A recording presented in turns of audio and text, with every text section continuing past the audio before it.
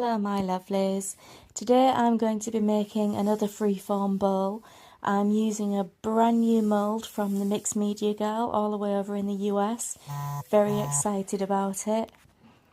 I'm also going to be using two brand new inks from Let's Resin, well, they're brand new to me, two different blues.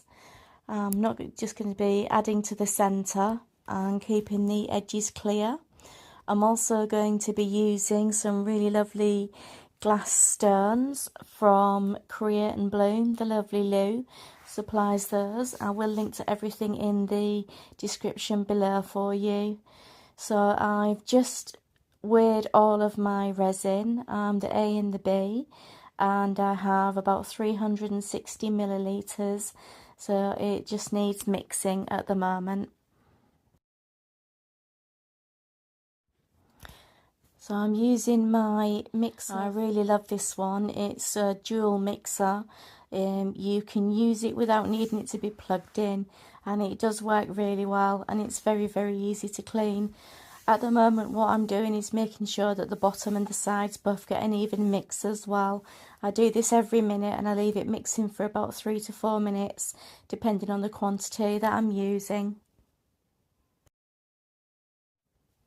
I'm just letting the mixer drip dry or drip to get as much resin off as possible, and then it's a quick easy clean by using a wet wipe. I really love how easy it is to look after these silicone mixers.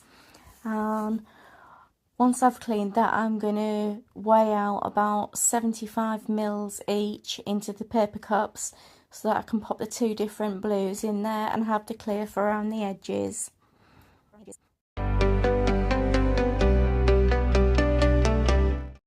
Mixed my clear just to be extra sure it's all mixed nicely after pouring into the separate paper cups.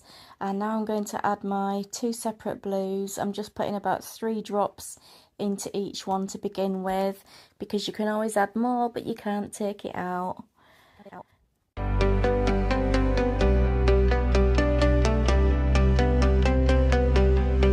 Coastal Charms.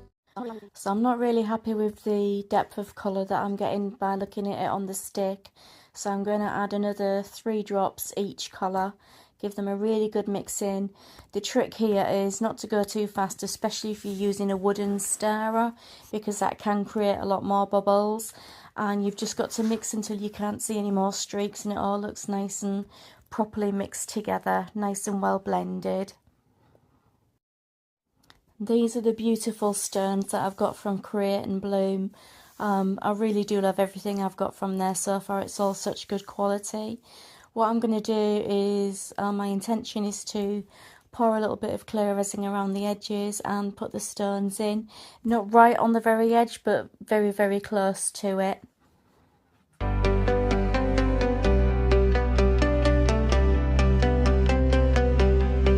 Coastal charms are here to make your world bright. Sparkle and flower. I'm just going to spread it around a little with the stick just to make sure that I'm getting the coverage I need on the bottom, and also I'm going to be pushing it the other way into those points just to make sure that I'm not leaving any massive gaps around the very edges too.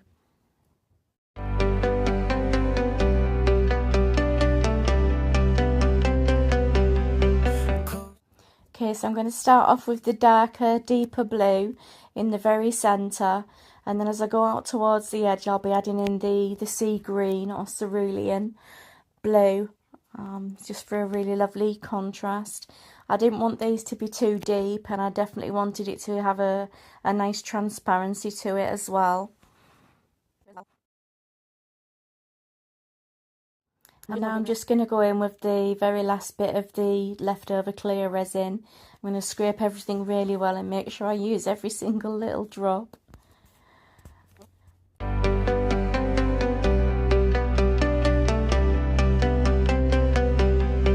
Coastal charms are here to make your world bright. I'm sat looking at it and I'm thinking it's far too plain in the middle.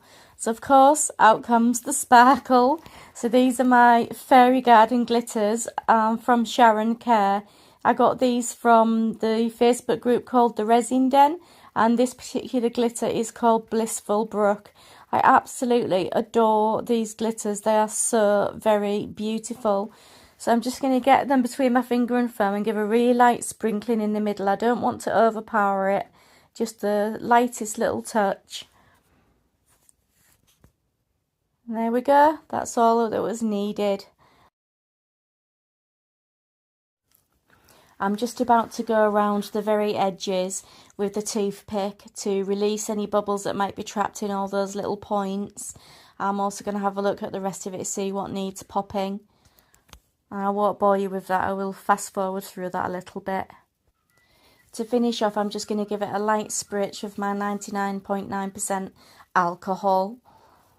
And that'll entice any bubbles that are still on there just to rise to the top and dissipate themselves. Now I'm going to pop a cover on and I'm going to leave this to cure for a few hours. It's really, really humid in here, so I'm going to leave it for about 6 hours with the dehumidifier on high. So I'm just pulling it away from the edges very, very carefully, paying particular attention to the points that come inwards because they're quite weak tear points. At this point I am thinking that I've made it far too thin, and I think it's going to be quite difficult for me to get this from the mould onto the bowl without having an absolute disaster. I'm very, very carefully going to start peeling this quite sticky, still pliable resin from the mould so that I can shape it over the bowl. I've got to be very, very careful with all of these points. They're quite a vulnerable point, so I've got to make sure I don't create any tears. It's quite a big mould. It's the biggest one I've used so far. Peeling it now, I am feeling like this base is just a little bit too thin, and I think I should have used more than 350ml for this one. As you can see, it's not easy to manipulate. I'm already struggling with it.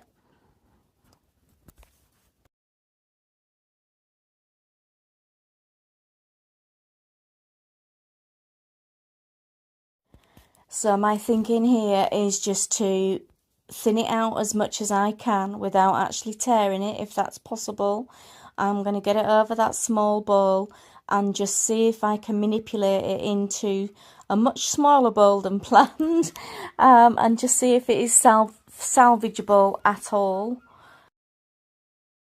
So this next bit takes me a good 20 minutes, if not even a little bit longer, so I've sped it all up for you. I'm basically thinning it out, as I've said, trying to get it into some kind of shape, just seeing if I can create something from this absolute disaster.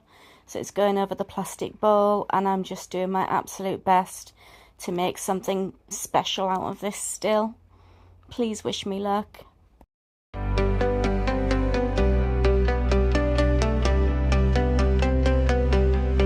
Coastal charms are here to make you.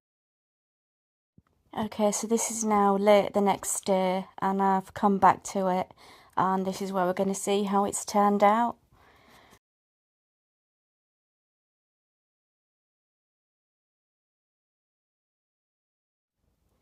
So all in all, first impressions, quite pleased. Relieved it's not just a useless lump.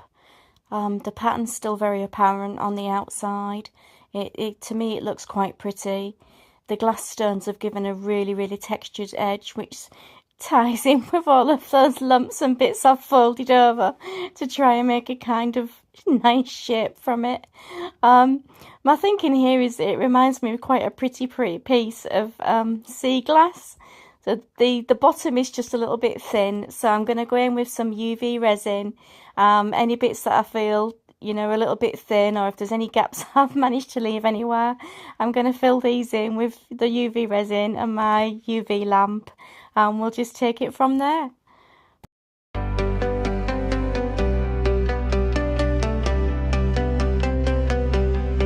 Coastal charms are here to make your world bright.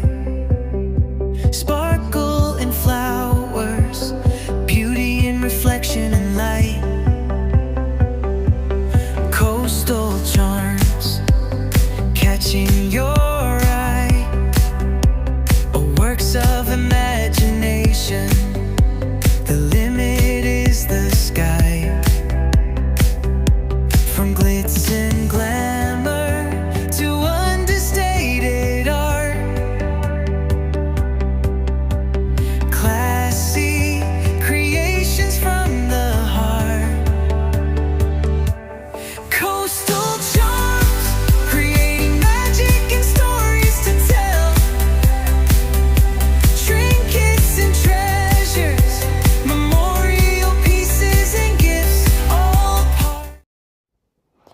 I've given it a little bit of a smooth down with some sanding paper.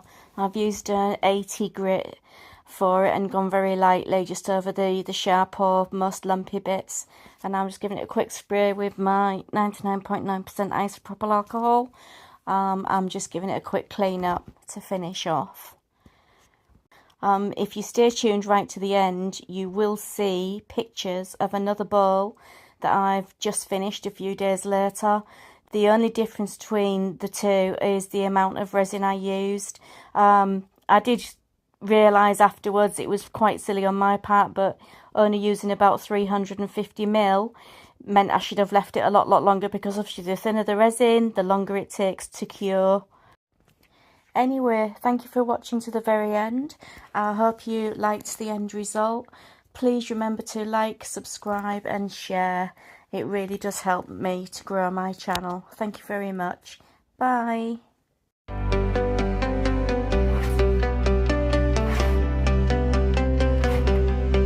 Coastal charms are here to make your